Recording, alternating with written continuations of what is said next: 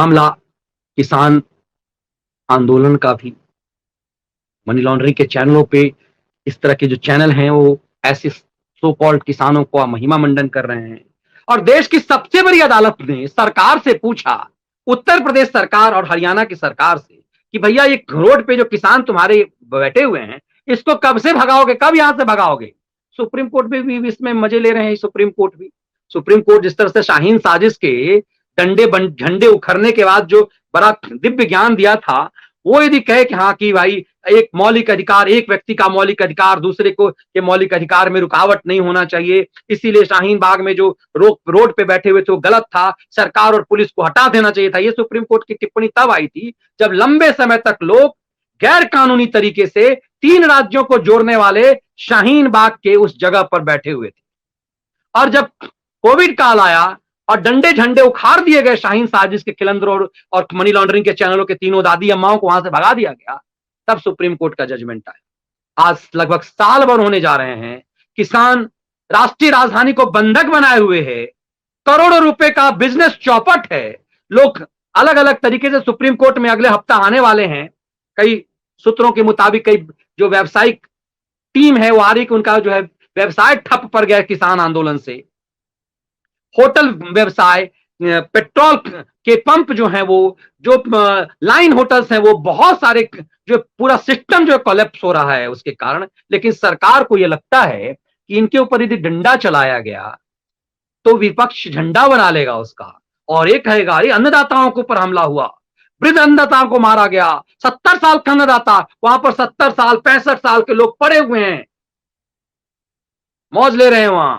इसीलिए हरियाणा सरकार, और कमाल की बात आपको यह लगेगा कि योगी सरकार ने सुप्रीम कोर्ट में हलफनामा दिया कि जी ये जो किसान है ना ये वृद्ध हैं और ये वहां जो बैठे हुए हैं ना लोग वो वृद्ध हैं, महिलाएं हैं, इसीलिए हम उनके ऊपर डंडा नहीं चला सकते और हमने जो है वो अलग रास्ता एक बना दिया है जिससे लोगों को बहुत ज्यादा दिक्कत नहीं हो रही है।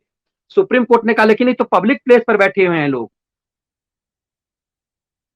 तो कहा कि जब तक हिंसा नहीं होता तब तक तो ठीक है, लेकिन ये पब्लिक प्लेस पर बैठा हुआ है। आज हरियाणा के मुख्यमंत्री खट्टर की एक सभा हो रही थी, उसमें ये लोग उपद्रव करने पहुंच गए, पत्थरबाजी करने चले गए।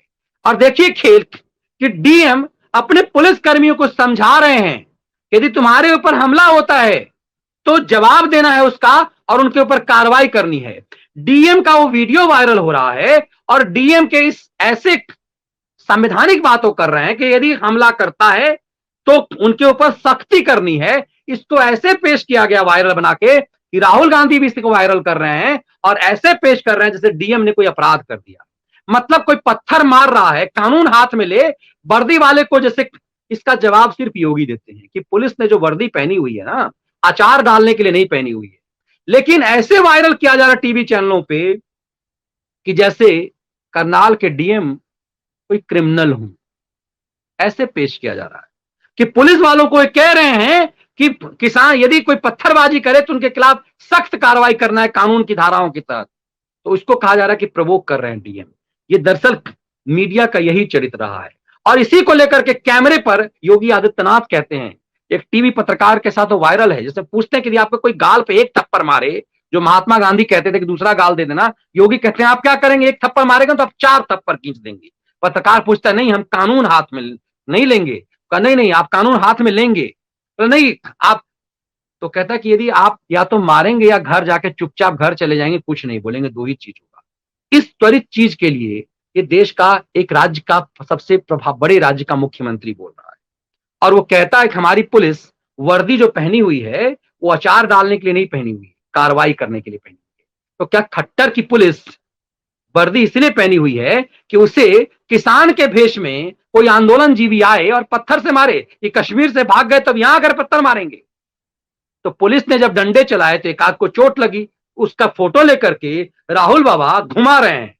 देश में रिजेक्टेड माल है, अमेठी की जनता ने भगा दिया, मार्ग तो चले गए, केरल चले गए, उत्तर प्रदेश में कहीं नामो लेवा नहीं है, बंगाल में इतना बड़ा लड्डू लेकर के आए, दिल्ली में इतना बड़ा लड्डू लेकर के आए, 15 साल से शीला दीक्षित की सरकार थी, विधानसभा में इतना बड़ा बड़ा लड्डू लेकर के आए राहुल बाबा। ये उस फोटो को वायरल कर रहे हैं कि इस देश में किसान के साथ यदि सरकार नहीं है तो किसके साथ हो।